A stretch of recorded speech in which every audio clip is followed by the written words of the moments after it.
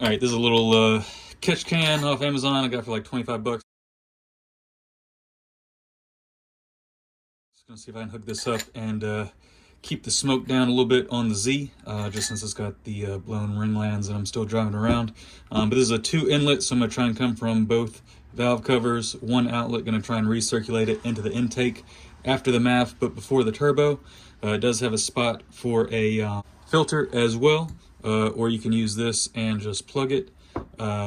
You can see there's 2 little baffles for when the oil vapor comes in, a little wafer screen, and then for the outlet there's this little gold brass screen, and you can see it comes in right here either to the filter vent or to this outlet barb. Also comes with a little ball valve to release the oil or water, whatever you catch in here. It does have a little plug in there when they ship it, but it isn't tight in there, so either put some sealant on there and put the plug in, or put some Teflon tape on the ball valve, put that on. But let me see if I can find a spot on the Z to put this.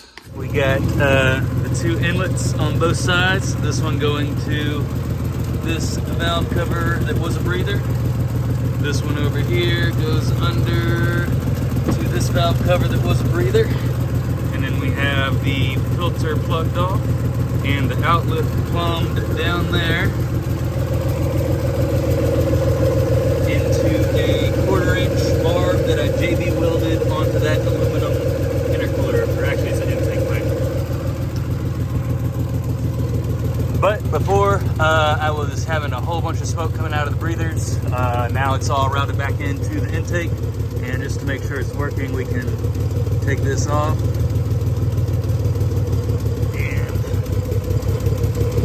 You can sort of tell there's still some smoke coming out there. When you look in there, you see it all moving out. But this way, all that oil vapor should be taken back up in the intake, and it should be good to go. All right, drove for a few hours. Everything seems to be good. Everything is still hooked up, still working pretty good.